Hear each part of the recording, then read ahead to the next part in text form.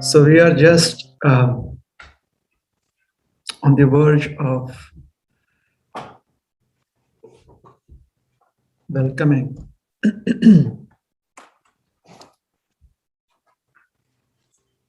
that month of the year that resonates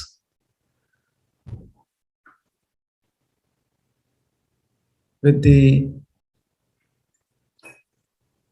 idea of devotional service as taught by Srila Prabhupada. And obviously everyone must have figured out what that month is. So no one gets extra prasad plate. It is the month of Kartik. So the month of Kartik has been glorified as a month where the austerity that is done gives us immense returns. And then 5,000 years ago, Lord Krishna performed a beautiful pastime during this month. In fact, he performed two beautiful pastimes during this month. Anyone remember which are those pastimes? Yes, Damodar. Yes. So one is the Damodar Leela. Therefore, we celebrate the month as Damodar month. Now, if you can let me know what is the present month called, you get an extra plate. Yeah, it is Padmanabh.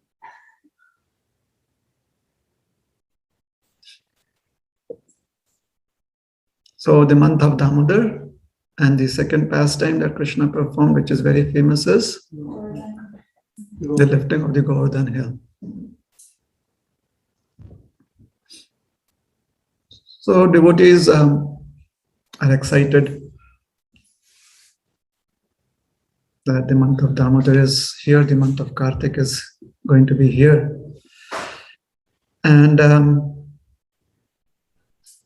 according to the Gaudiya Vaishnavas, this month, and in fact the Vaishnavas, this month is also the month of Urja Devi. So we perform austerities to seek her blessings. And the austerities that are performed to seek her blessings is known as the Urja Vrat. Or we take on certain vows in this month of Kartik. So I think that's like 3 days from now or 2 days from now. Today should be Trayodashi. It's Trayodashi, right? Dwadashi we had yesterday, Trayodashi. Then if the calendar behaves properly, there's no overlap. So there'll be Chaturdashi, then Purnima, and finally, the first day of Kartik.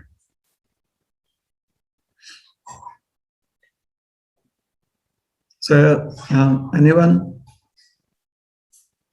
has already, some of you have already kind of figured out what you would want to do in the month of Kartik? It's not necessary to figure it out because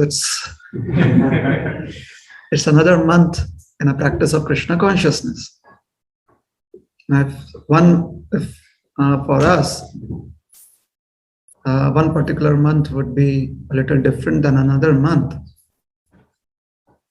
in terms of getting huge returns, then that's fruitive, isn't it?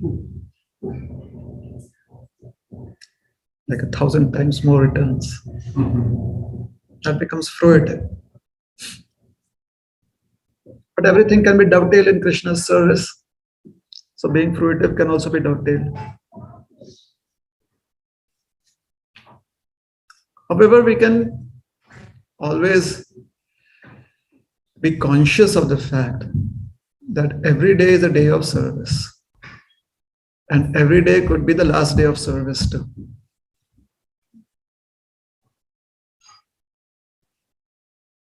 So we should try and always remember Krishna and never forget Krishna.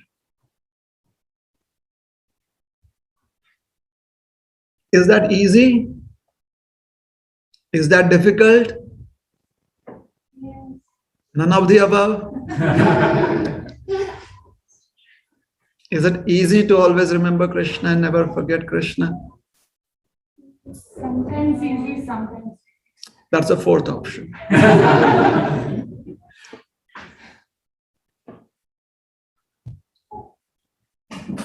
Theoretically, it is easy. Practically, there may be few challenges. So what is it? What is that separates the theory from the practical? The theoretical knowledge and the practical application. What is it that separates it?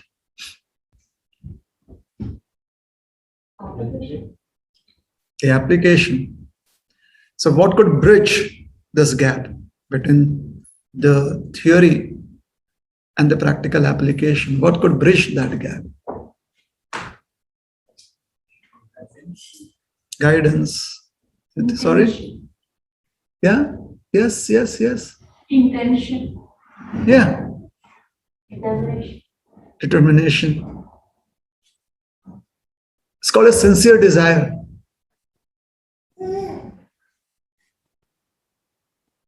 The sincere desire is what impels us to be highly determined, or it impels us to be more proactive. Sincere desire. That is the facility that the living entity has always. To be sincerely desiring. Everything else is then arranged by material nature. Correct? For someone to go to the temple, material nature arranges that they have a ride, and their sincere desire helps them reach the temple. For another person who have sincere desire, their car breaks down on the way to the temple. Material nature arranges that. However, their separation increases. So we cannot really say that one way is the best way. However, that which is the best and that which is the missing link, that which connects us, or that which translates theory into practical experience, Gyan into Vigyan, is sincere desire. And whenever there are challenges in our ability to desire sincerely, then those are called as obstacles.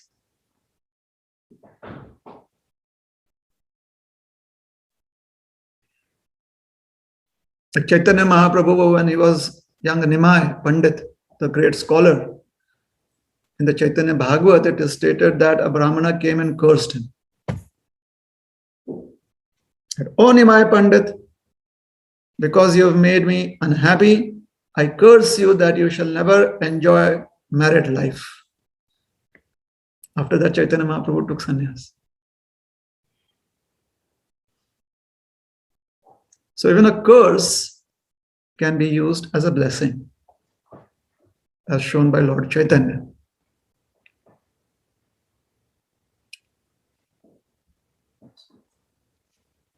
Guidance, association is what keeps our sincere desire pure.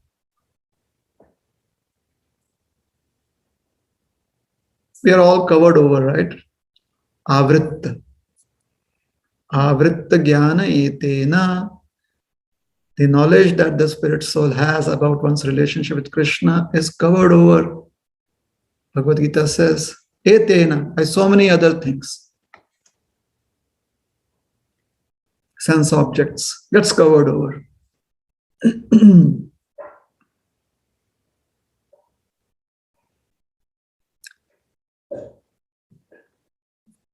So we have to keep life very simple.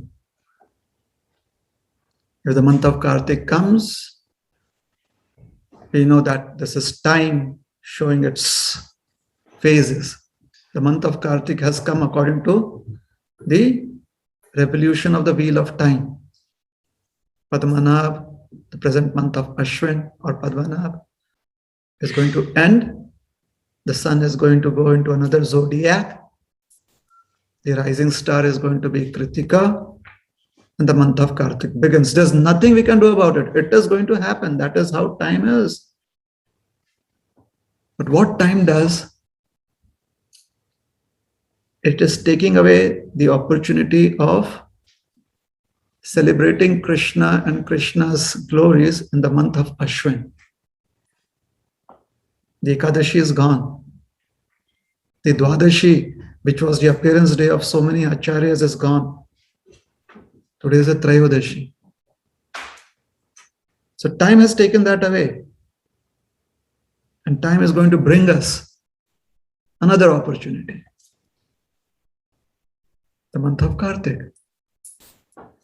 So one who sees how opportunities are again and again offered to us to be Krishna conscious, that person is happy in life. Isn't it? All we want to do is be happy remembering Krishna, do kirtan, chant the holy names. But to be able to see the opportunity is what makes one happy. Correct?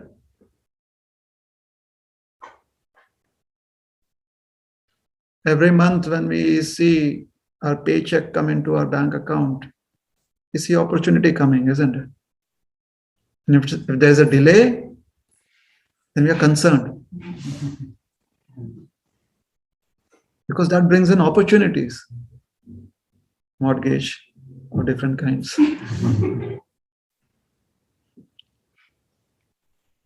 Expenses.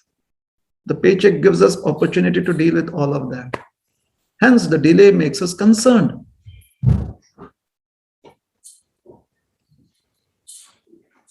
So similarly, if we can see that time brings us our monthly salary with every new month coming in, new opportunities with related pastimes of Krishna or related festivals that come there. That is what keeps Krishna consciousness.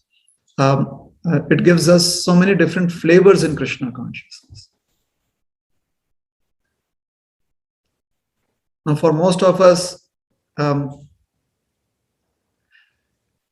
many of you grew up celebrating various festivals where we would have different kind of food to eat? Like Onam would be there. Forget Onam. I don't think so. Onam is celebrated in Andhra, is it? What is it called as? Pongal? Sankranti. Ugadi is there. Sankranti is there. What is the main food item in Ugadi? What is that made out of? So many different drink. Yeah, what is it called as? Pachadi? Ugadi Pachadi or something like that? Do you think we make Pachadi for, let's say, Diwali? No, right? Do we do that? Only sweets for Diwali. In Andhra and Telangana, do we do that? But can you imagine what we have done here in the West? For every festival, we have the same feast.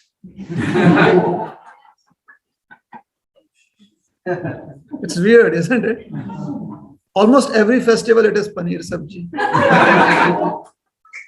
milk sweets, cake. And Krishna is like, where is my pachadi? This is Ugadi and you're giving me cake again.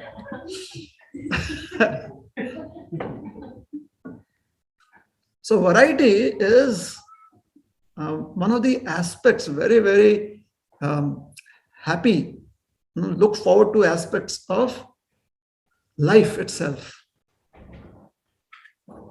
Variety makes us aware that we can choose which way our desires are going to manifest. We can choose that.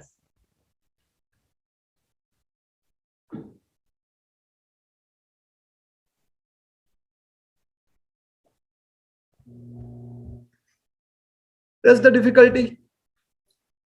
What is the difficulty? The difficulty is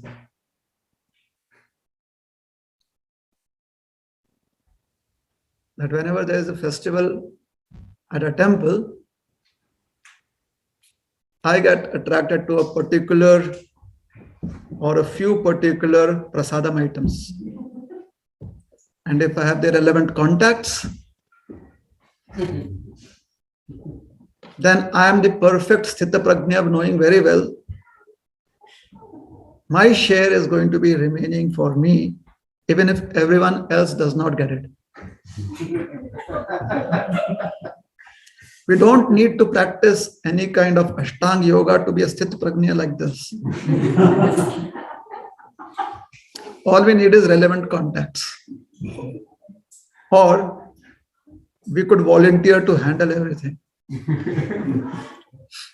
That's smart. You see how desires manifest because there's some intelligence in it. Is this intelligence helpful? Is it really helpful? That's a story that went viral about some smart or someone who thought he was smart asking God for some money. Do you know that story? That God, can you give me $1? Everyone knows that story. That's intelligence. See? That's how you try to game the system. You know what is gaming the system? That's how you try to match fix. You know what is match fixing? That's how you try to take advantage of the system. So this person was a big match fixer. He goes up to the Lord and he says, "My dear Lord, I've heard that you are very great.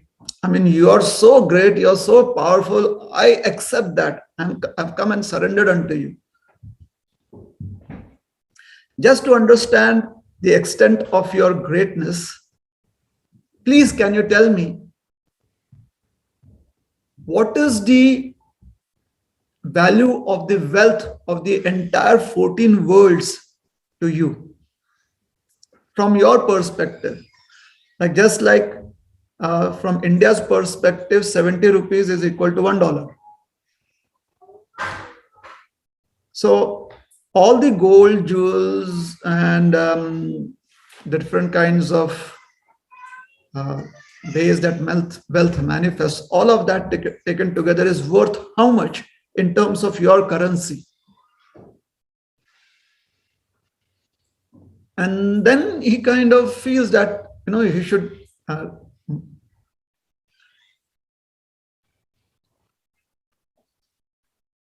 modify this question. So he said, "My dear Lord, what is the worth of the wealth of this entire creation in terms of your currency?"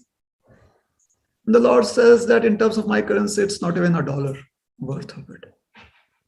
He says, "You're so great, my dear Lord. You're so great. I mean, now I know your greatness. Now I can go out and speak that this is what the Lord told me, the Lord's commandment, that $1 of his currency is worth all the wealth of this entire material creation." And he says, "My dear Lord, I'm just a very simple person. My needs are very simple. Can you just bless me with one of your dollars?" Just one.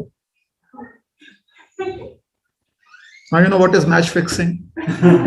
No, match fixing, obviously, according to the traditional idea, is about boy and a girl coming together. That is what is called a match.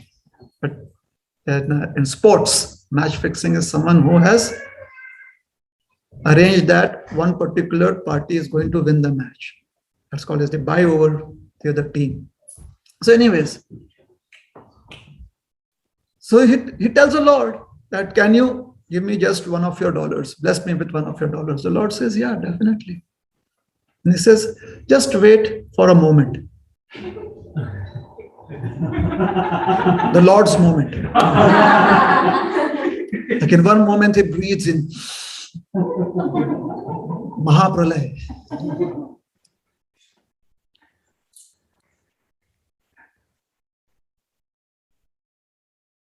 So the intelligence has to be properly used.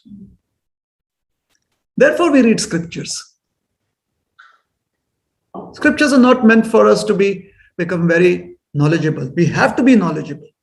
Definitely. It is not meant for us to become knowledgeable. Scriptures are meant to enlighten us, or the purpose of the scriptures is to enlighten us, to use our intelligence such that we express our desires nicely.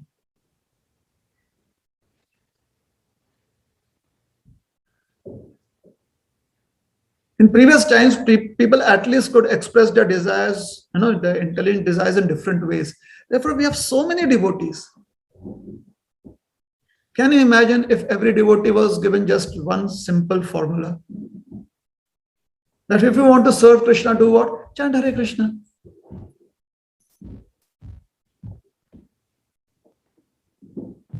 Nice.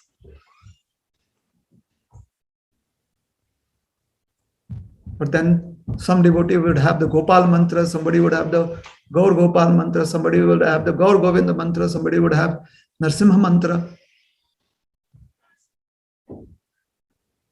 So how do we understand variety?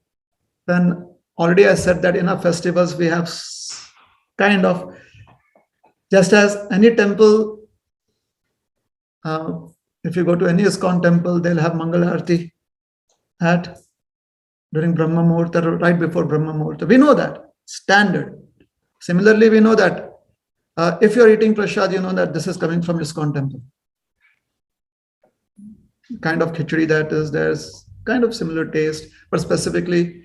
And similarly, we have one solution to everything. Chant Hare Krishna.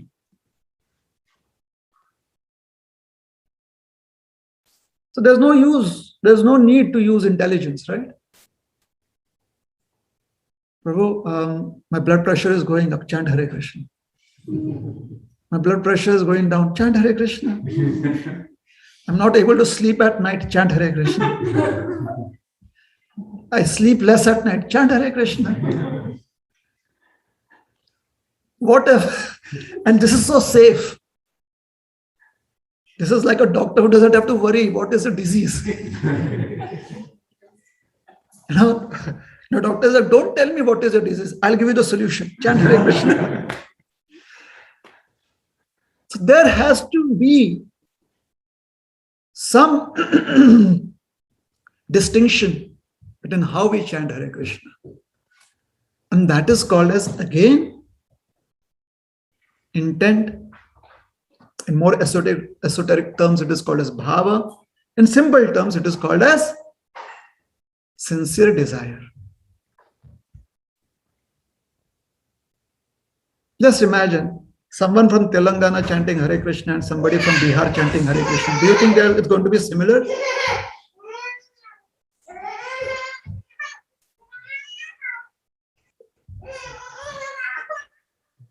Do you think it's going to be similar? No. A person from Bihar is going to think it the Bihari way, chanting Hare Krishna, of how Lord Chaitanya serves, or Lord Chaitanya is remembering Krishna. And a person from Telangana is going to remember his way or her way.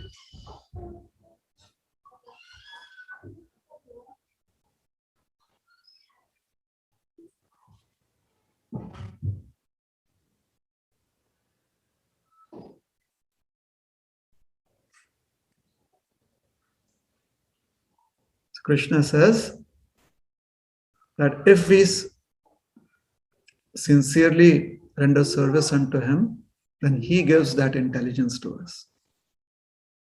Dadami buddhi yogam tam yena mam upayanti te. He gives that intelligence. The wife gets the intelligence to chant Hare Krishna her way, the husband gets the intelligence to chant Hare Krishna their way. It's only to a certain extent that trying to copy another's way of chanting Hare Krishna will work.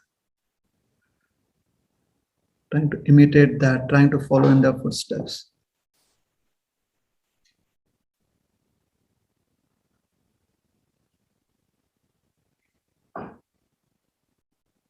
Then Krishna will attract us, or he'll give us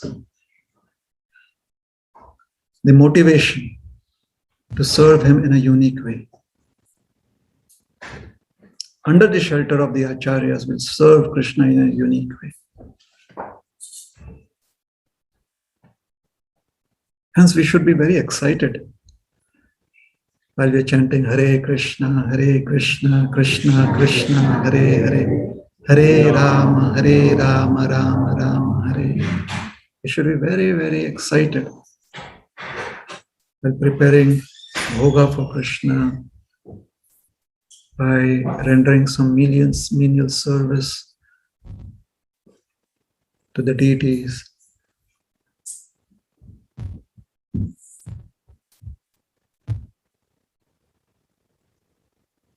You know the story about Krishna and the little Krishna and the fruit seller?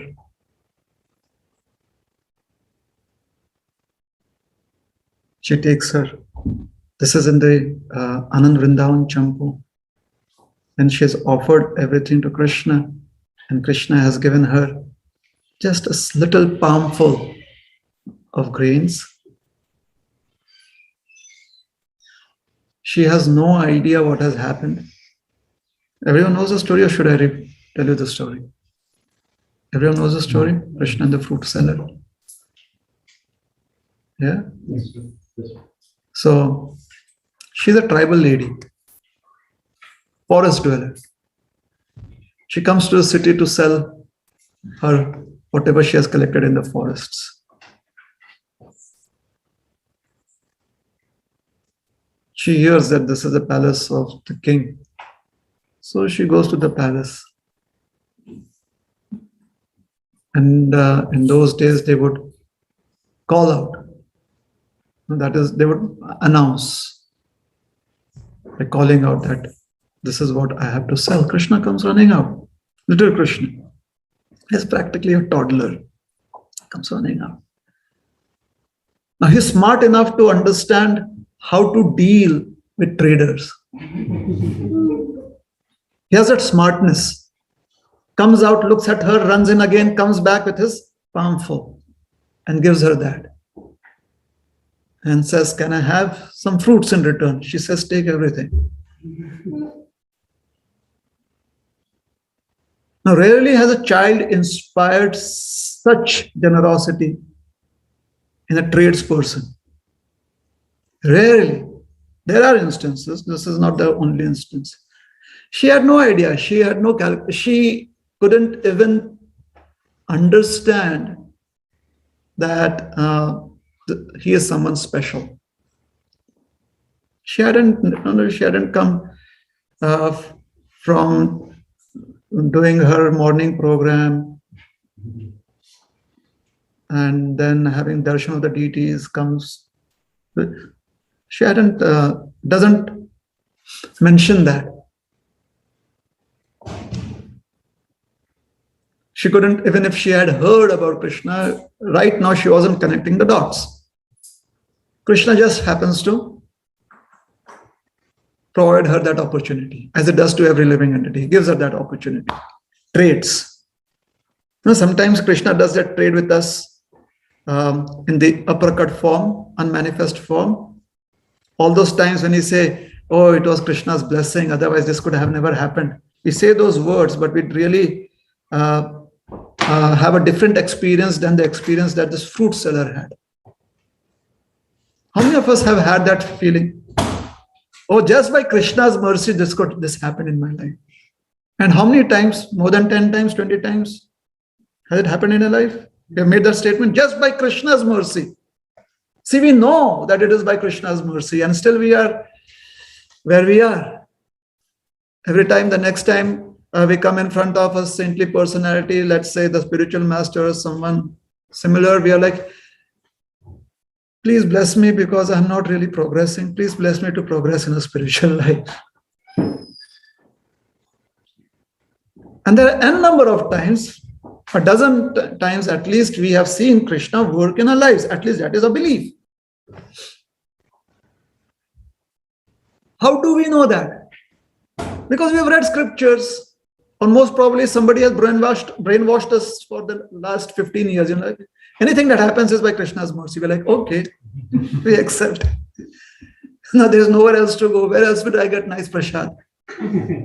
Every Sunday. So I accept what you say. Maybe we are brainwashed. Who knows? Possible.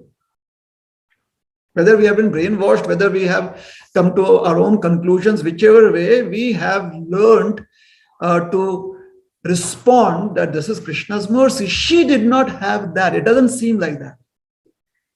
It doesn't seem that she had received such opportunities. Somehow Krishna is having this trade with her. Now she is so overwhelmed by Krishna's charm. She responds mechanically to all that she would do.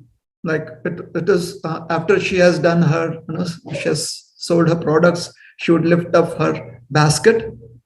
So that she does mechanically. In Anand Vrindavan Champu, it is stated that it was difficult for her to lift up the basket. However, Krishna was still standing there. He was like, he had run inside, but maybe he stopped at the doorway and he's like, bye, whatever. He couldn't do that because he was holding his cloth, whatever little cloth. Mother Yashoda had just given him a little cloth to wear. So somehow he had that. And all the fruits, they found a way to stay with him. They're like, we are not going to leave you, Krishna. The fruits had, they were like living entities. This cloth may be small, but we are going to fit in. No problem. We are not going to have any friction amongst all these devotees. The fruits were very excited to be with all the other fruits. Because they didn't want to leave Krishna. They didn't want to fall off. So they were all there. He's like, bye, Hare Krishna. Krishna is.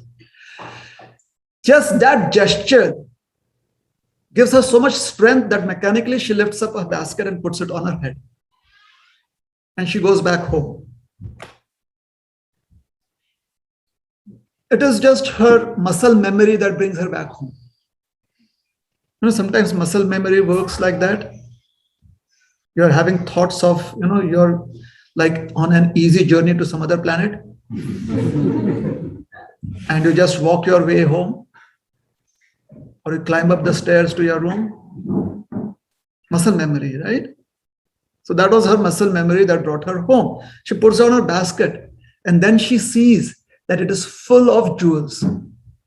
So she's come all the way home. She's put down her basket. She sees it full of jewels and she's like, this is Krishna's hand. This is just by Krishna's mercy. She didn't say that.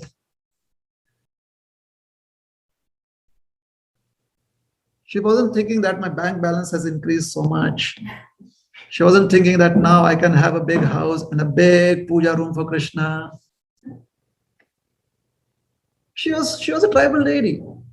How does she know? What are the real estate businesses? She is from the forest dweller. It's very interesting what she does, what her intelligence makes her do. She empties her basket. She throws all of that jewels. I'll give you the GPS location later on if you need it. She empties the entire basket, fills it up again with fruits, and goes back running to Krishna, knowing very well that he's going to fill it up again. No, not with that desire. She's like, what are these jewels doing in my basket? They're useless. I'm not satisfied offering my fruits to Krishna. I need to offer more. And she runs back to Krishna with another basket full of fruits.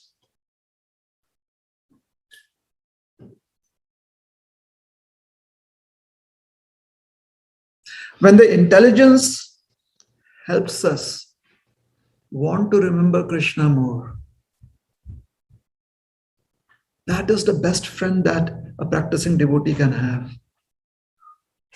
That is the best association that a practicing devotee can have.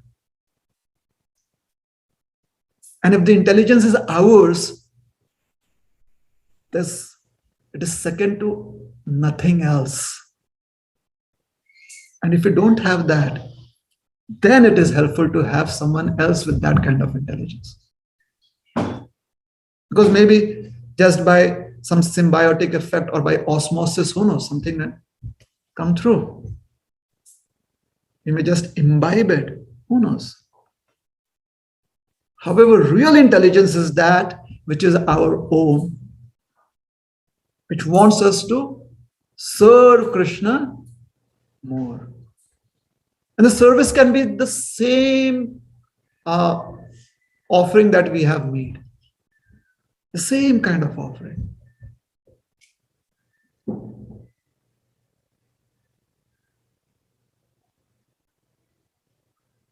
And then Krishna he may reveal something more, as he did to Sanatan Goswami. Sanatan Goswami got Madan Gopal. He was previously known as Madan Gopal and then Madan Mohan. Madan Gopal came to him, one Purushottam Chaube brought the deity to him and said, Babaji, Lala here told me that I must give him to you, and he was very persistent, so here. And Sanatan Goswami is like, okay, now what do I do? So he actually tells Krishna, my dear sir, you have chosen a very austere life for yourself.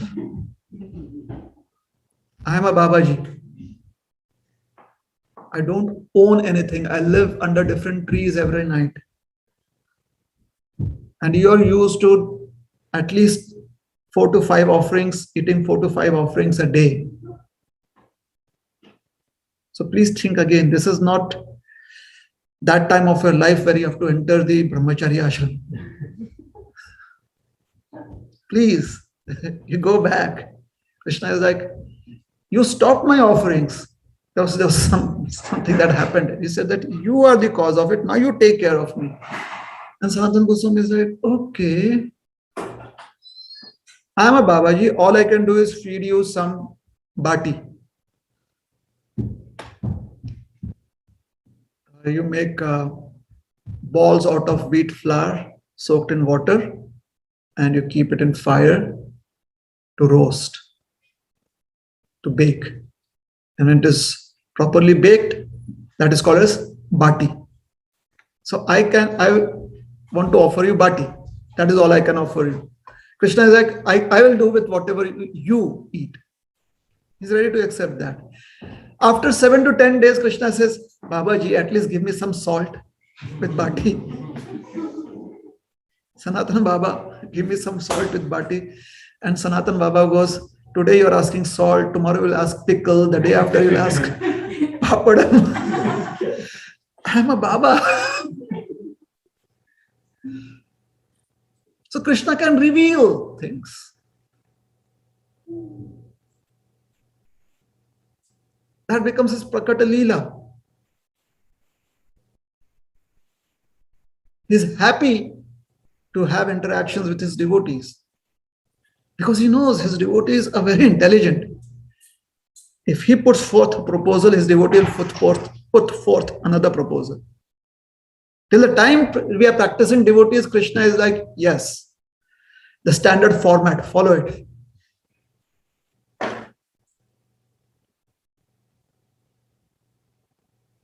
And then when we have developed our intelligence by the grace of Krishna, because he provides that touch, the magic touch or the healing touch, whichever way you want to take, you want to accept it, understand it. He gives that touch.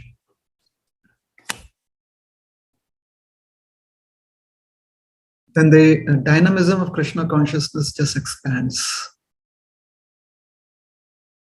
It is a lot of fun.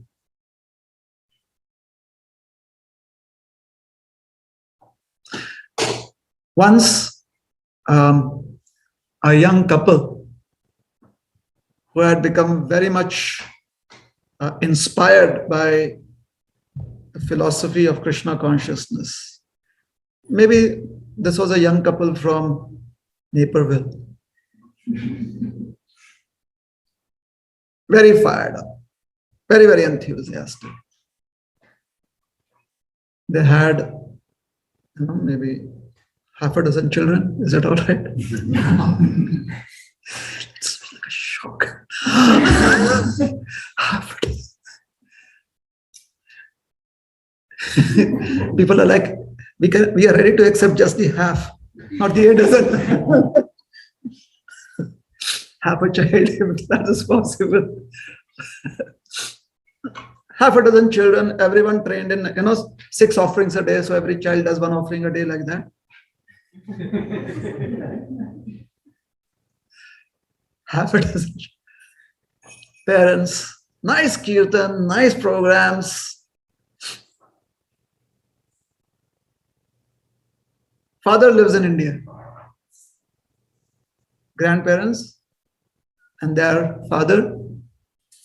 Now I would want to keep it gender neutral in terms of whose father. I don't want. I want to come back and get nice prashadi whenever I come back. So one of their fathers is a simple person whose philosophy in life is work hard, work more hard, work harder. That is a philosophy in life. So they were very, very, very eager, or they had this great desire to have their father become a devotee, start chanting Hare Krishna. Nothing was working. They tried everything. The philosophy still remained the same. Work hard in life.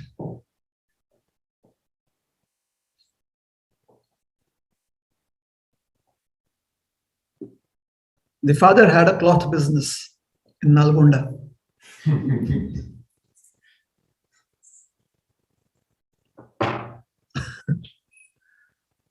Cloth merchant. Started working since 14 years of age. Was now about 72.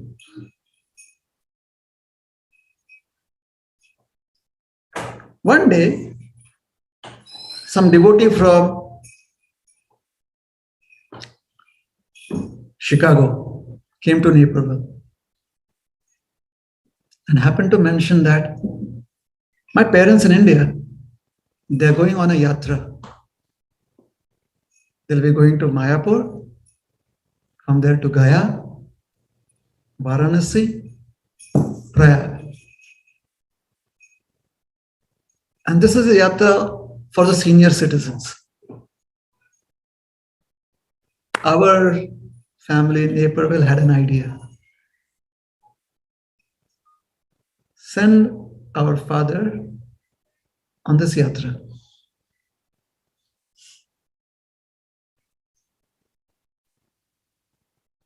So they request their neighbor back in Nalgonda, they request a neighbor who's also an elderly gentleman and the family friend, that uncle, please take our father on the yatra. We'll sponsor both of your yatras. In India, we are happy to accept free gifts. And why not? So they somehow or the other he convinced his friend. They went on the yatra. They went to Mayapur, and his friend saw the temple there, and he's like, "Oh, this is not construction. They're doing so much hard work. That is what I tell my children: work hard." They go to Gaya, see the place where Lord Chaitanya came to offer respects to his ancestors, Lord Gadadhar's temple. Then they come to Varanasi and they go to the Shashwamedh Ghat in Varanasi. They go to the place where Sanatana Goswami received instructions from Chaitanya Mahaprabhu. They had a day off, so they decided to go to a few other ghats. They come to Manikarnika Ghat. You know what is Manikarnika Ghat? Manikarnika Ghat, yes. Manikarnika Ghat is where Lord Shiva comes and whispers the name of Lord Ram in your ears. Well, fortunately or unfortunately, that only happens after we die. So it is the burning ghat, the funeral ghat, Manikarnika Ghat. So they come to that place early morning. They had an open day, no? So they came early morning. And they saw people coming and the dead body is being put on this pyre of wood and it being lit. Our devotee's father was so much attracted by that scene. Spends the entire day just watching those burning funeral pyres. Spends the entire day there. By evening, he has not moved, not eaten anything, did not even drink a drop of water. By evening, the son gives a call to uncle. Uncle, how's everything? And he says, your father has been sitting here since morning, through afternoon and evening, and he hasn't moved. He's just transfixed. I think he has had a big transformation in his life. Here in Naperville, it's as if a festival has begun.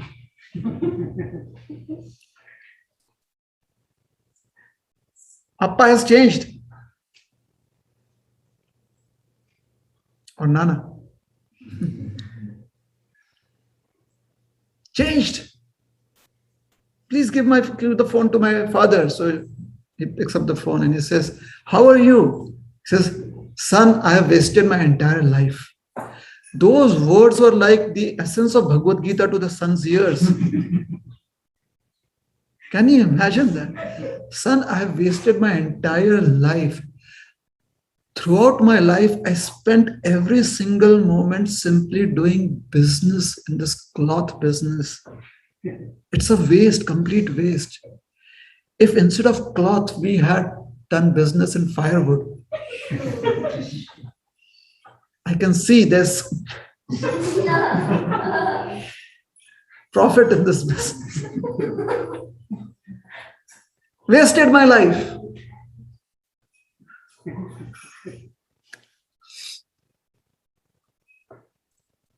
This is why there are obstacles. This is where obstacles come. In Govindas's simple words, Ye dhana yavana putra parijana ethe ke ache parati tire. What is here that we can hold on to, even for a moment?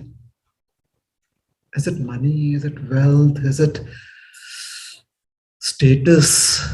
Facebook, WhatsApp, devotee groups on Facebook? Can we hold on to all of that? Family, property? Kamala dala jala jivana talama.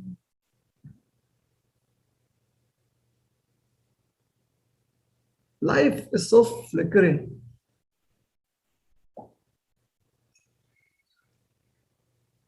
Like a drop of water on a lotus leaf. It can just slip away any moment. How do we learn the art to be attached to that moment, to everything, and see its relationship to Krishna, and at the same time be detached and not be disturbed when we slip away? That is the art. To be attached totally to doing our service to our family, to our society, to whatever it is in this material world, to be attached there for that moment and still be detached completely when the moment slips away. Isn't it? To be attached to a salary, because you see the opportunities therein, and to be detached once the money has been used for expenses. But when we invest the spent money, when we spend it in articles that increase our attachment, it is so difficult to be detached. Hence, dana is considered to be so an act of detachment. Because once you give, it does not create any more facility for us to become attached. But once we buy, let's say, something from Costco, till the time we use it completely, if it is, we're kind of okay. How long can I savor it? How much can I savor it?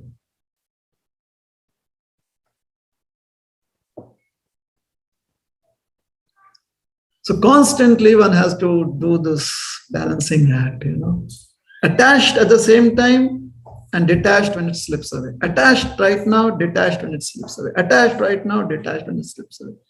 The world is full of dualities. There is going to be this moment and then it is going to slip away. This is a fact. We are living in a body that has birth and death. So there is duality. So is it possible to be detached completely? Think about it. Should we be attached to detachment?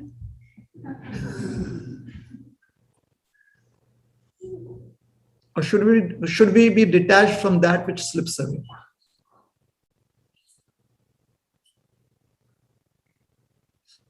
Isn't it? So learning that art is the use of human intelligence. That is dharma. Dharma hi tesham adhiko vishesho. Dharmena hina pashubi samana. Animals do not know how to do eating, sleeping, mating, and defending through dharmic principles. Humans can do it. Eating, sleeping, mating, defending is not just the distinction, that is not the only distinction between animals and humans. That humans can do something beyond eating, sleeping, mating, and defending. Humans can do something that is beyond eating, sleeping, mating, and defending, and they can follow dharma while doing eating, sleeping, mating, and defending also. Notice dharma, attached, because that is the need of the hour, detached, and it slips away. When it goes away, when it is lost.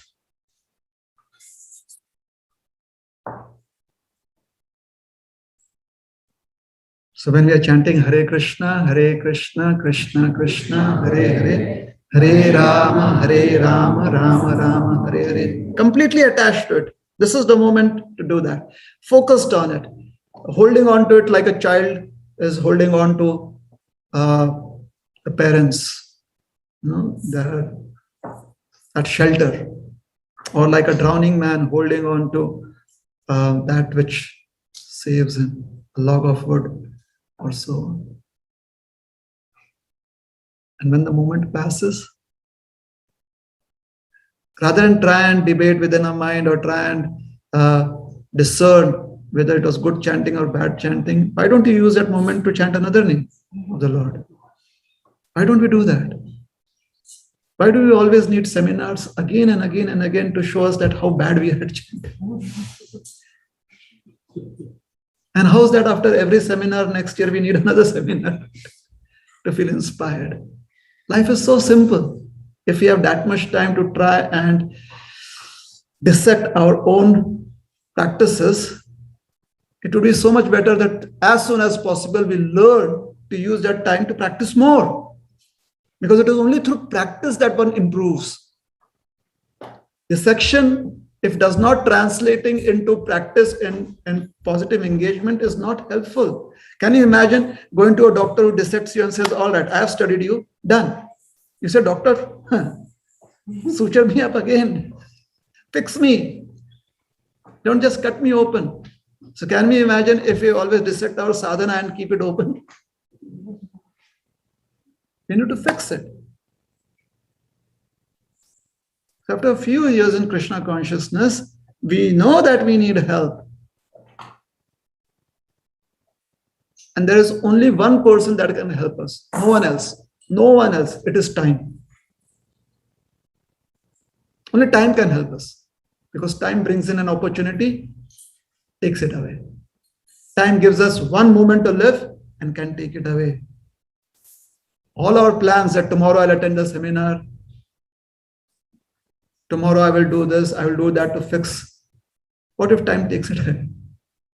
So the time that I've used in thinking that tomorrow I will do it, I do it right now. Isn't it? So that is intelligence. So let us use our intelligence. We are happy if we have another Kartik to celebrate. We make plans for it, no problem. We try to not be too dejected with what we have lost. It's not breaking news that we are losers. It's not breaking anymore. Breaking news would be that we are trying not to be losers anymore. Yeah. So we have hope. Krishna means hope. And let us trade in with Krishna. The trade is Krishna, my sincere desire. Please give me the intelligence. The intelligence to serve you in this moment and every other moment henceforward. Thank you very much. Hare Krishna. Any questions, comments? Clarifications? Yes.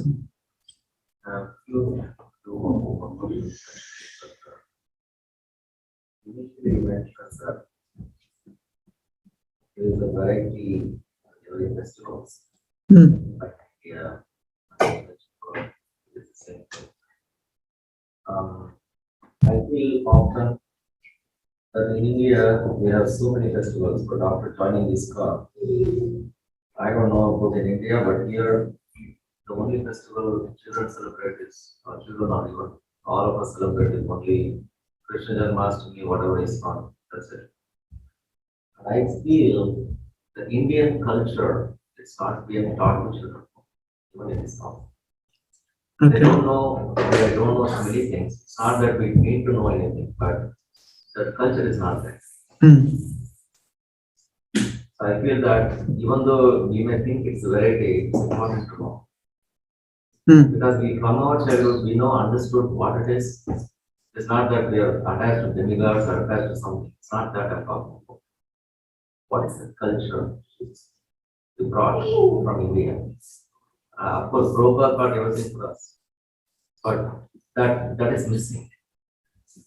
But back in India, they're all looking at the Western way of improving their philosophy, right? The children are not even getting into the temple, not even to do any culture. But in here, what I see is that people are wanting it. If you look at in India and here, there's actually people are following more here rather than the culture is there. But that culture, what we brought from India, is not practiced properly. But in India, what culture they had, they don't care about it. So how do we bring that so that we can give them the right culture from their childhood and see, hey, this is what life is. This is a variety that's so important for your life. Because we don't have that,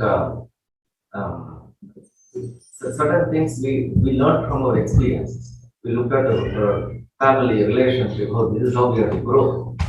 But now it's not that. And I feel that miss.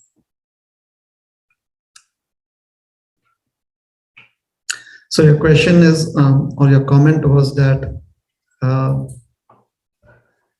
here we find that a lot of varieties of expression of devotion that was there typically in India is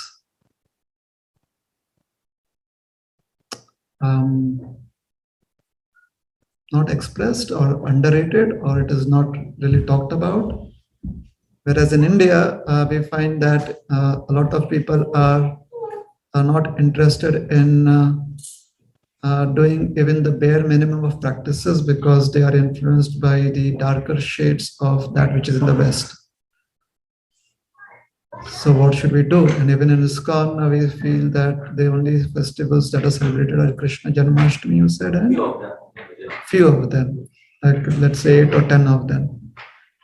Say suppose Navaratri, I don't think anybody is talking about Navaratri. It's not that we are doing a giving or whatever. Nobody knows for it. Ask any child, wow, Navaratri, okay, that's all. They don't know. Correct. Like Navaratri now, the Shukla Navaratri of the Ashwini month, How many people even know Vijayadashmi? Vijayadashmi. Yeah. Now, if you really want to be very, very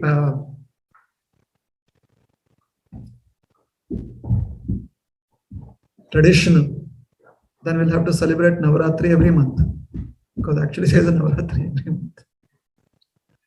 Two have become famous, especially in South. It is the Ashwin Navaratra, and in North it is the Chaitra Navaratra, and both are closely connected to the harvesting season. So first of all, the practices of ISKCON have at least helped us be connected to the culture that is, or the culture, or the philosophy which is expressed in the Vedas. So through the teachings of ISKCON, at least the skeleton and some features are intact. It is up to the members that participate in the festivals or that have become members of ISKCON to try and fill in the other things that may be needed to complete the framework. For example, previously ISKCON did not have the Bhadra Purnima festivals. Now we have it. So we filled that in. Now typically, even in India, maybe Bhadra Purnima is not known, but it is there in the Srimad Bhagavatam. Then there is a Magha Purnima for another Purana. So maybe in the future somebody will fill it. And it just depends on what is the inspiration. So it would be nice if we also accept the responsibility of trying and not just keeping the structure as it is, but trying to enhance that structure. It's up to us. No one is stopping us from celebrating the New Year festival at the ISKCON temple with our traditional preparations. We can do it. But however, if our traditional preparations are now replaced only by Charanamrit and cake, then somewhere we are also at fault that we have let that happen. Some of our festivals have been replaced by birthday festivals. But today there is cake at the temple. Why? Someone's birthday is there. Everyone is thinking, Hare Krishna to you. Yeah. So it's up to us. We accepted it. We let it happen. We are happy that it is happening for our family members. So, now, speaking of other traditions, and in India, there are so many varieties because since ages, those traditions were there. Like if you go to Mangalagiri, you know that you have to climb up those stairs up to the hill, to the top of the hill, to the middle of the hill, and offer Panakam to the Lord. We know that. Now here, there are no stairs to climb. There is no pastime that is related to Panaka or to nectar. There's none. So the only festivals that we know of is Giriraj Govardhan Puja. And typically it would be in India when we do, when you make, it is called as the Annakut festival, but we call it now the Govardhan Puja festival. It is called Annakut festival, where Krishna is celebrated as Anna Brahma. Krishna manifested as food there. Girirajji, he lifted up, so we worship Giriraj.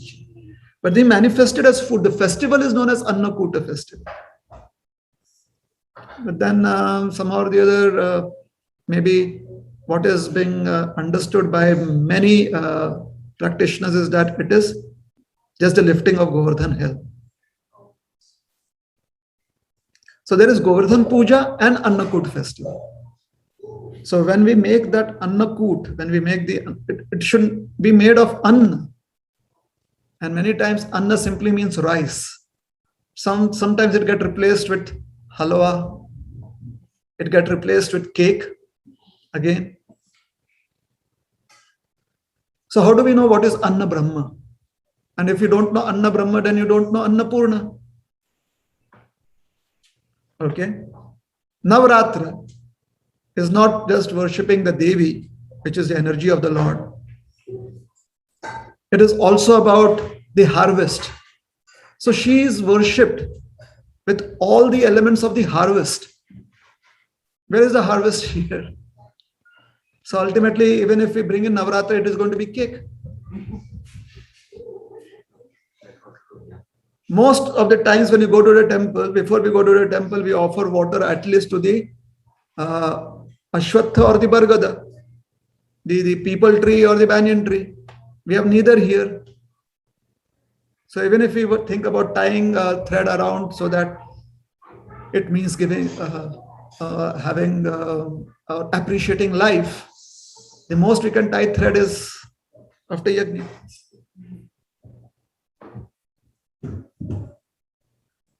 So that which was supporting all of these festivals and the remembrances has lost its meaning when we have become enclosed within these chambers with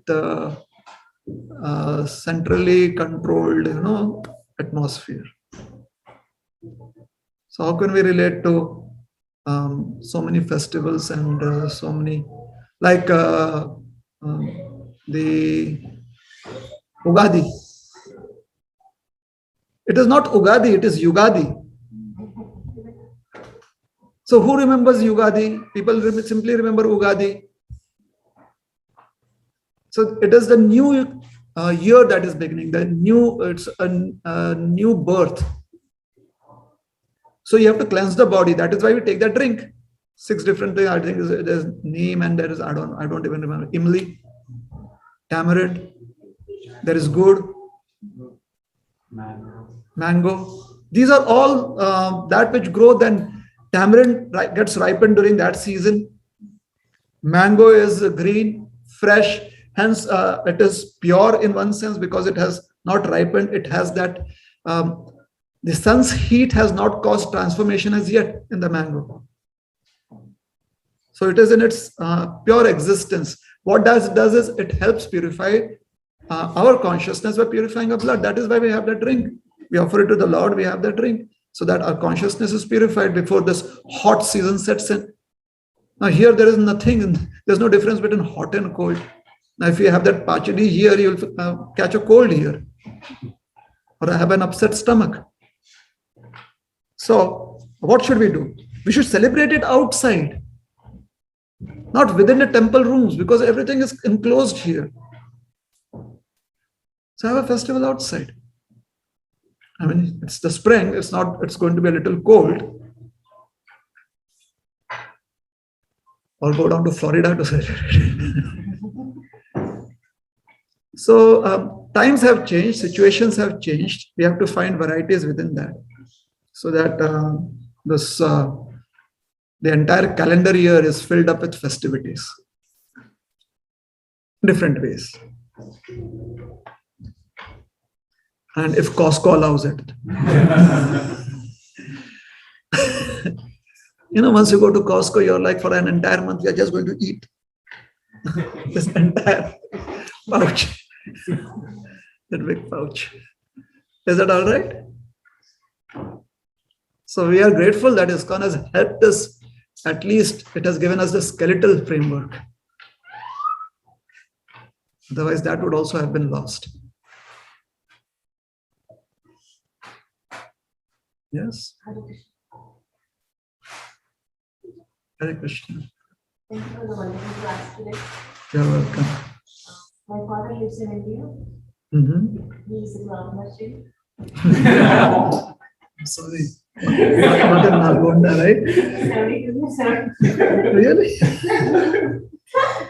I'm so sorry. I'm exactly in that anxiety of not having helped him or get there. That example story was very helpful for me. Let go, we'll drop it.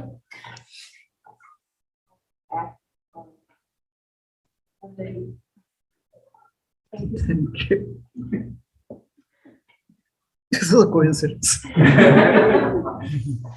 mean, I could use this to project myself as an all-knowing Baba.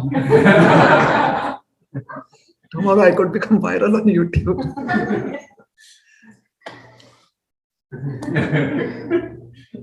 Baba knows all. Sorry. So, can this question be about something which is not related to the topic? Yeah, sure. So, so does Krishna live in around? This is a weird question, but does Krishna live in around or live in being like us, like outer space, if we live in Earth, if we like a ball? But does Krishna live in something like that? Does Krishna live inside a ball? Is that what you're asking? Like he's saying, is it Like a spherical planet? He is asking his Golok from now. Does Krishna live on something like that? Yeah.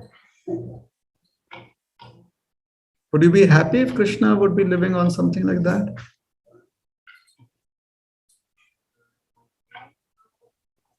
You don't know? So Krishna is happy to live wherever you would want to live with him. So if that is where you want to live with him, he'll live with you there. If it is some other place that you want to live with him, then he'll have that place for you. Okay? Most of the devotees, they want to live with him in a place called as Goloka Vrindavan. So he lives there. However, there are other places that he can live to. Like he also lives in the hearts of all living entities. Yes? So you can decide where you would want to live with Krishna, and Krishna will be more than happy to live there with you. Yes. Thank you very much for wonderful class. You're welcome. I wanted to ask you about one thing you mentioned is rendering service to Krishna. I try to do that because that's easy for me. Mhm. is action oriented rather than like sitting and chanting or reading books. So like performing service in the temple or something, and I'm hoping for some purification with that services. What are the ingredients that is needed when we're doing the services to make that happen? Any kind of service that we do has to be supported by an important quality known as attentive. So service has to be very attentive. If it can be one-pointed attention, ekeha kurunandana, then there's nothing better than that. So if service is chanting Hare Krishna, so then it should be done with focused attention. So being If present, it is present. being completely involved in it, being present, being completely involved. To give you an example, the Bhagavatam says it's just as that there was an arrow maker who had a shop by the side of, on the pavement to the King's Highway. And as the arrow maker was making the arrow, the king was going down that highway along with his entire entourage. So there was all festivals and sounds and things like that. The arrow maker was very focused because if he lost attention, then he would lose his arrow. The arrow, when you carve out the arrow, you need to be very focused, otherwise the center of gravity would change. That is why it is very, you have to be really attentive. If the center of gravity changes, then you would never have correct aim. So he was so focused that he did not notice the king passing by. Similarly, this is in the 11th canto, if I'm not wrong. And about the fruit lady process you mentioned, we know that she did not have desire for wealth. So why did Krishna provide that if there was no desire? Krishna wanted to see if he could create a desire.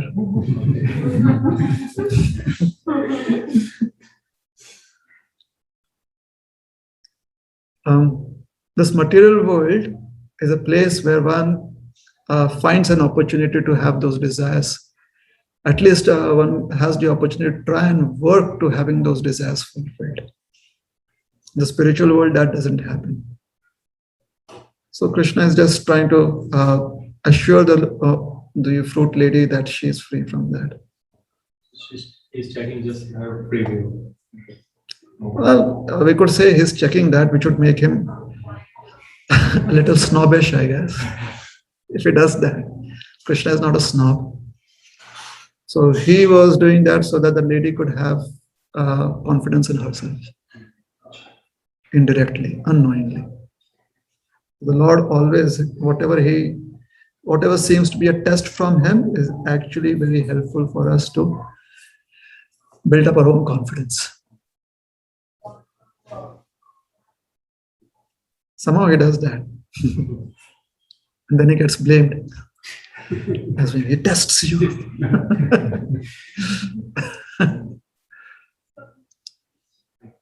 You're welcome. Hare Krishna. Prabhuji, you mentioned about the variegatedness in the services, right?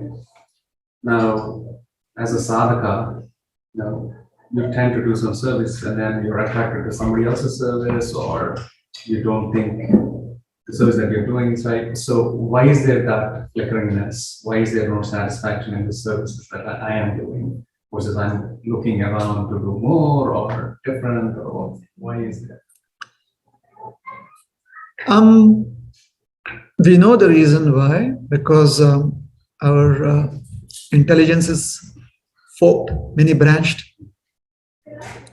We are used to multitasking. So we have multi-agendas, I guess.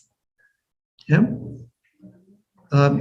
Along with this question, what could be considered to be also important or more important is that we should not try to stop others doing service. We should not try to grab away their opportunities. If we are distracted, or let us say, if we are attracted to different kinds of services, as long as we do not want to hinder another person's progress, it is still helpful. However, if we are doing it in the unhealthy competitive spirit mood, in the mood of unhealthy competition, that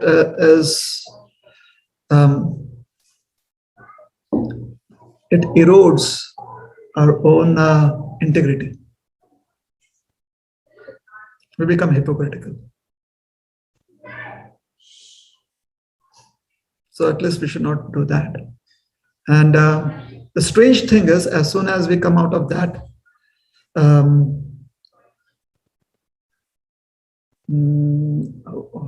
do I say it? What is the word? Dilemma.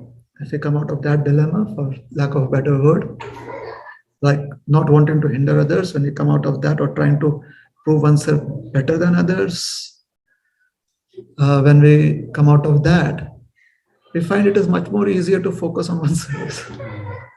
Somehow that happens. The day you experience that, when anyone experiences that, please let me know why it happens. But right now it seems to be very mystical.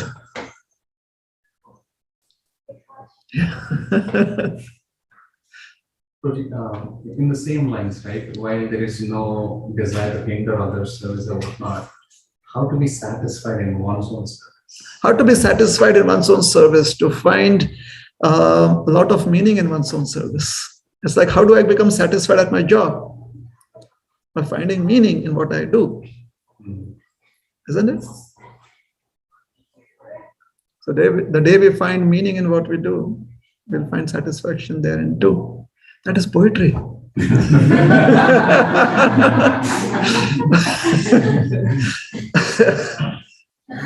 Thank you. Is that all right? 1, 2, 3. Is it all right? Because they had their hands up. Or maybe I have only 2 eyes and I was looking at my limitations. Hare Krishna. You mentioned this point about why do we need these seminars again and again, if we can just take the time and practice. I'm sorry if did I use those words? Why did we need? I'm sorry, I said we need. So I think I'm emphasizing on what we need. I wouldn't want to sound like that. So would you want to, maybe I'll rephrase it after you answer the question. Yes.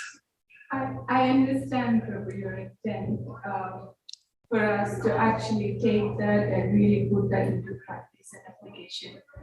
But at some times it feels like I just don't have a choice. It almost feels like that. I'm just not able to put that into practice.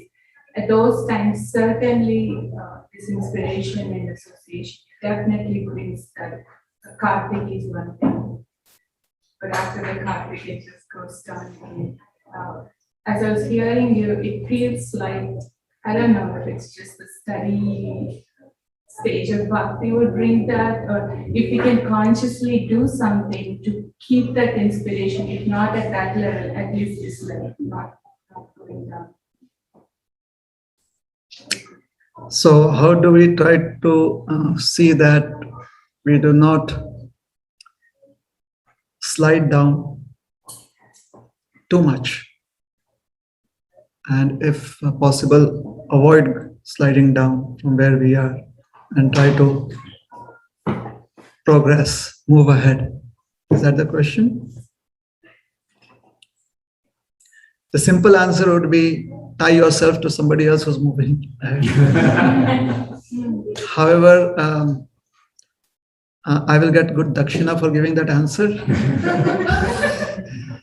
but I don't think so. It is going to be really helpful. The answer. So I will try to be myself and not look out for good prasad.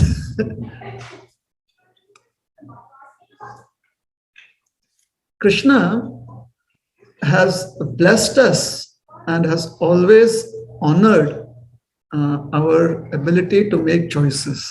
He has honored it. Even when we make bad choices, he honors it, and he still trusts us that we will continue making choices. So whenever we find ourselves out of choices, it could be just because we have stopped ourselves from making any other choice. Because it's difficult. There are many times in life when we have faced difficult times and we have done good enough. We have tried to come out of those difficulties.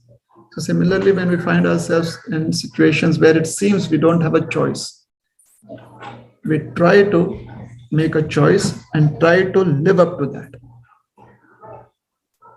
The only reason why we should do that is because we are alive.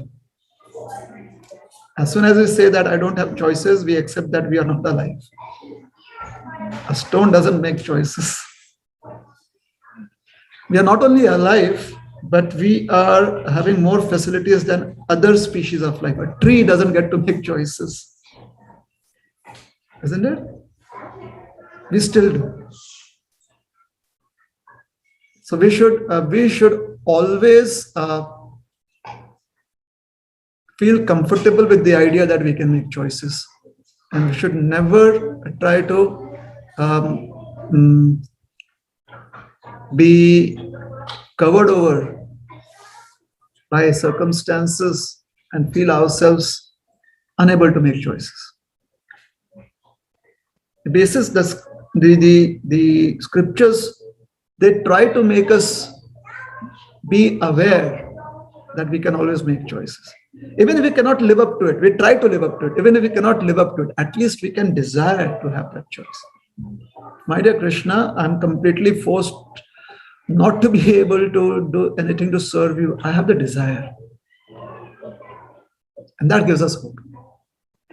That our desire, times will change. Time doesn't remain the same. Times will change. Whenever that time comes, it is like one is in a dark ocean, in darkness, with the slight hope that something will come floating by, and that keeps us throwing out about our arms. The moment we feel that it's gone, there's nothing that is going to come by, we'll drown. We'll be dead. Is it all right? Will I still get prasad for this answer? Yeah? You're welcome. Yes, Paul. Thank you very much, Prabhu, for a wonderful class. I could not pay attention to some of the points because I was pondering on some points which you were mentioning, and I skipped a few things. So I'm just trying to see if I understood it correctly. You spoke about intelligence at different levels. Like initially, you spoke about how the intelligence inspires us to do, like you took the example of chanting, like my intelligence inspires me to chant the way I chant, right? And after some time you said like that intelligence has to be ours. If we don't have that, then we fall down to somebody who has that intelligence. And finally, towards the end, you also said like Krishna gives that intelligence to us. The 10th chapter was spoken. So this is we are always talking about one person's intelligence, like a sadhaka's intelligence. Now, if I try to extrapolate it to a community, then community also need to have intelligence at a collective level to understand that this is the direction we want to go, or these are the steps we want to take as a community also, because individual growth and community growth both go hand in hand, if my understanding is correct. So what are your any suggestions for for how to apply these principles at the level of community.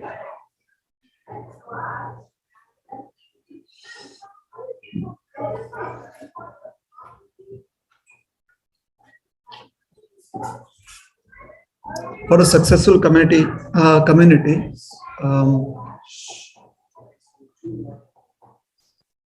what kind of understanding could help us see the cumulative intelligence functioning? Yes. Is that how? Yeah, something like that.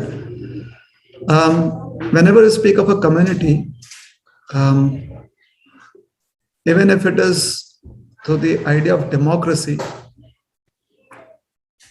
a democratic community, and there are other ways that communities function. It can be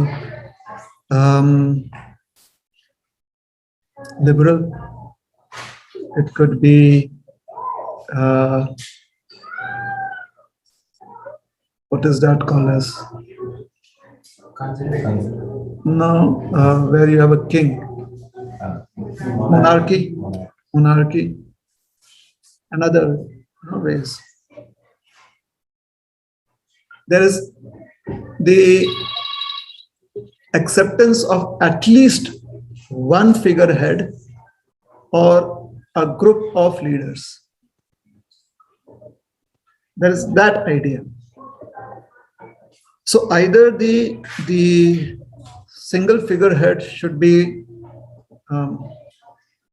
someone like a Rajarshi or maybe a very powerful Mathadish like Shankaracharya, who did unite all of India. Someone like that. Then it becomes a single community, a single-minded community.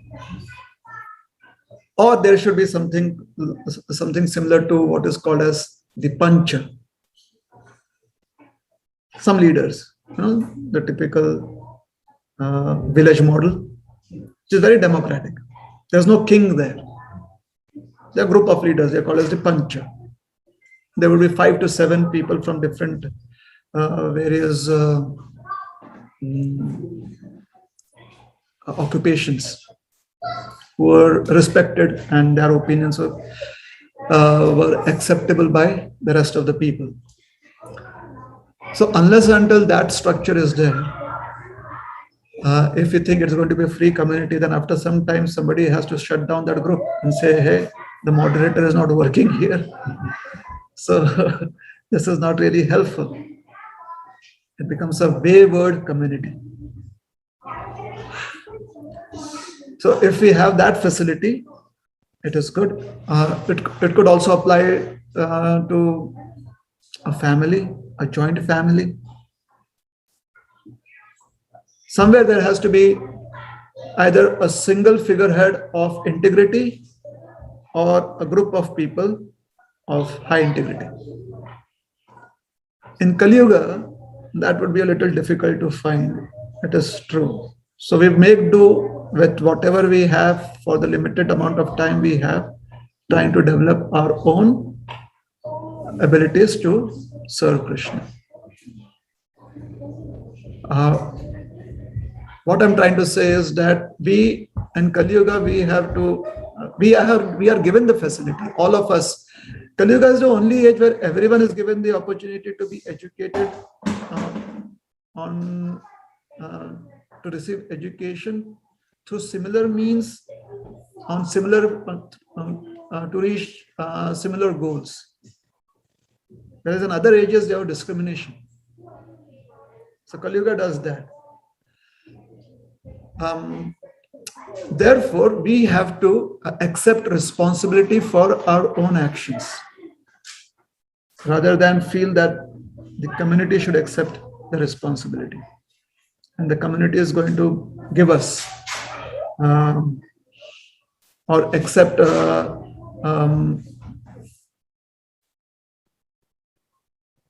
is going to give us protection where we do not contribute and the community contributes to our life. This is Kali Yuga. So as a community, we have to become individually functional units. And such individually functional units, when they come together, a community is formed in Kali Yuga. Is that helpful? Or we can wait till some great Acharya comes or some great Panchas come. We can do that also. It's possible. I'm not saying it's possible. We should not try to install someone like that. That is another problem of Kali Yuga. Trying to install. It's like we want to get our own government. So it's like individually being responsible for their own growth, working together, that constitute like a good model of community. In Kali Yuga, that is helpful. The reason being that almost everyone has come to the same education, the same style of understanding knowledge. Almost everyone has done that. So it's very difficult for anyone to accept someone else to be a little better than them. It is Kalaha, age of quarrel and hypocrisy, because everyone has, they feel entitled to their own opinion. And it is not just their ego, it is just the training too. It is also the training too. Is that all right? Yeah. Yes, Prabhu. It's a matter of experience and maturity, and in that aspect, why does the man, what makes a person to make more possessions, right? Whether it's a devotee or non-devotee. If it's a non-devotee, maybe experience. Maybe for a devotee, it's a maturity. So, but still, that owning is there. What makes that? Is it just because I want to become Krishna, just like that, or what exactly? In spite of hearing many times, that's still there. For me, it's there. So, the question is, why does one want to collect things or collect facilities? Is it because we want to become Krishna? Again, if I want to get nice prasad every time, that I would agree with you. Because that would be the easiest answer to say, and it will be supported by references from scriptures also. However,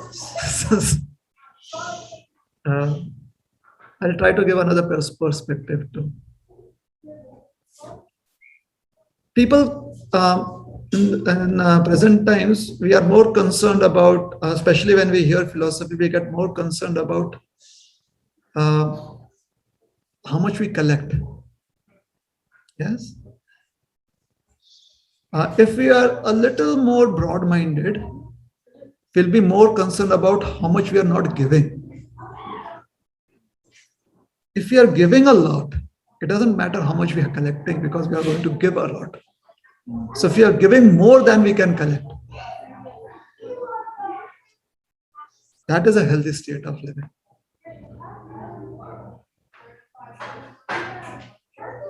If we focus on only how much we can accumulate so we can give, that can sometimes create problems, because we'll be more in the accumulating mode, to accumulate more and more and more. And we'll have kind of, it's like the GoFundMe page, you know. This is a target we have to reach, and after that we'll give.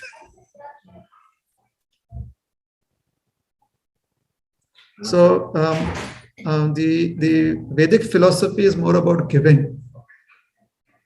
And for giving, if we need to receive, then we focus on receiving or getting. So if for serving Krishna, I need to have a palace, then I ask Krishna for a palace. If for serving Krishna, I need to be the king of the universe, then I ask for that.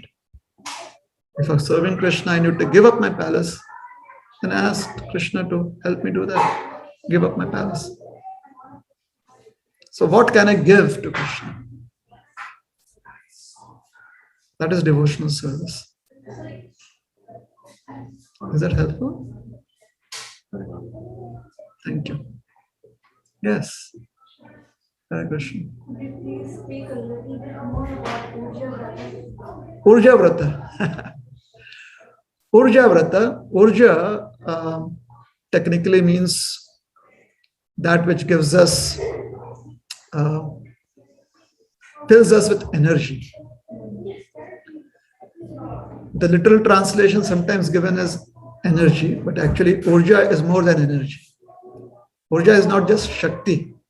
Urja is that which inspires us with Shakti. So in devotional service, the blessings of the Hladini potency is very important. That which helps us feel pleasure in serving Krishna and which gives pleasure to Krishna. That is called as Hladini, or the pleasure potency of the Lord. So the pleasure potency of the Lord, her blessings give us pleasure while serving Krishna also. So if we receive our blessings, we'll be happy chanting 16 rounds. So Urja Vrata is vows taken up by a practitioner to receive such blessings. So then, according to our desires, we can accept different kind of vows. Since Hladini potency for us, for the Gaudiya Vaishnavas, is personified in the form of Srimati Radharani, so Urja Vrata is also called as the vows that a devotee takes to seek the blessings of Radharani. So it is synonymous to trying to please Srimati Radharani. There's another name of Srimati Radharani is Urja, the Urja Devi. Yeah. So it can be getting up in the morning every day, taking bath with whatever you think is austere. If you think it is austere to fast till half a day or till 9 o'clock in the morning, whichever is austere for you, take up that kind of fast. If you think it is austere to fast from a particular food taste, one of the rasas, like sweet or fried or something like that, you may want to fast from that. A fast is always successful when after the fast is completed, we do not feel the urge to make up for that which is lost.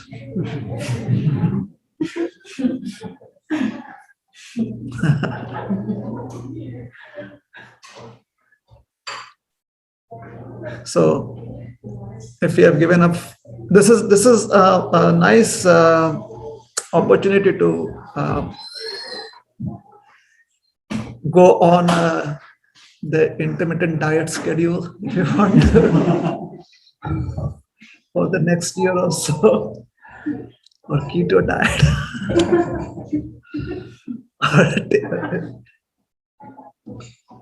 Just trying to be humorous. That is not how it should be done. So Urja Vrata basically means, yeah.